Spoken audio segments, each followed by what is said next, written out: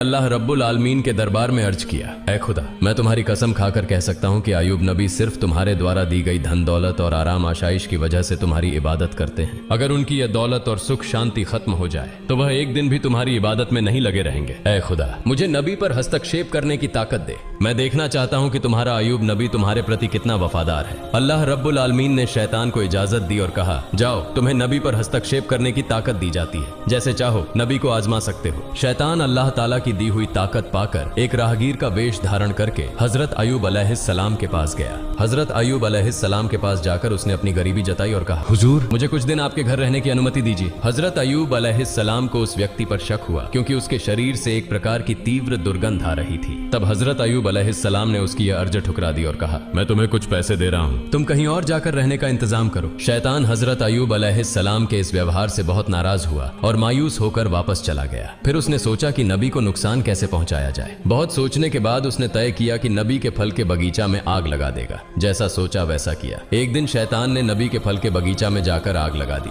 शैतान द्वारा लगाई गई आग में कई फल के बगीचा जलकर राख हो गए। बगीचा के कर्मचारी दौड़कर नबी के पास यह खबर देने पहुंचे। उनसे यह समाचार सुनकर हजरत अय्यूब अलैहिस्सलाम ने कहा, अल्हम्दुलिल्लाह, अल्लाह का दिया हुआ माल अल्लाह ने वापस ले लिया, इसमें मेरे चिंतित होने की कोई वजह नहीं है। शैतान ने जब देखा कि हजरत अय्यूब अलैहिस्सलाम फल के बगीचा नष्ट होने के बाद भी जरा सा भी विचलित नहीं हुए तो उसके दिल में जलन बढ़ गई। फिर उसने दोबारा सोचना शुरू किया कि नबी को और किस तरह से नुकसान पहुंचाया जाए। अगले दिन शैतान नबी के अस्तबल में गया और वहां आग लगा दी। आग तूफान की तरह फैल गई जिससे सारे जानवर जलकर मर गए और कुछ गडेरिये भी आग में झुलसकर मर गए। बाकी गडेरिये यह खबर तुरंत नबी के पास लेकर पहुंचे। यह खबर सुनकर हजरत अय्यूब अलैहिस्सलाम ने नमाज की नियत की और कहा, अल्लाह का दिया हुआ माल अल्लाह ने वापस ले लिया, इसमें मुझे विचलित होने की कोई जरूरत नहीं है। शैतान ने जब देखा कि इतनी बड़ी घटना के बाद भी नबी जरा भी परेशान नहीं हुए तो उसके दिल में और ज्यादा जलन पैदा हुई। अब उसने नबी को और बड़ा नुकसान पहुंचाने का इरादा किया। हजरत अय्यूब अलैहिस्सलाम के 12 बच्चे थे जो हर दिन एक शिक्षक से शिक्षा लेने के लिए मदरसे जाया करते थे। एक दिन सुबह हमेशा की तरह हजरत अय्यूब अलैहिस्सलाम के 12 बच्चे शिक्षक के पास पढ़ने गए। उसी समय शिक्षक किसी काम से मदरसे से बाहर गए और शैतान ने इस मौके का फायदा उठाकर मदरसे की छत गिरा दी। छत गिरने से हजरत अय्यूब अलैहिस्सलाम के 12 बच्चे मलबे के नीचे दबकर मर गए। मदरस के शिक्षक डरते डरते हजरत अय्यूब अलैहिस्सलाम के पास आए और कहा, ऐ अल्लाह के नबी, मैं किसी काम से बाहर गया था, इसी बीच इमारत की छत गिर गई और आपके 12 बच्चे उसमें दबकर चल बसे।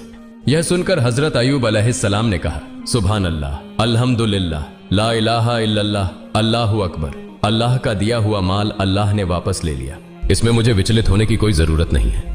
शैतान ने जब देखा कि बच्चों की मौत के बाद भी हजरत अय्यूब अलैहिस्सलाम की ईमानदारी और अल्लाह पर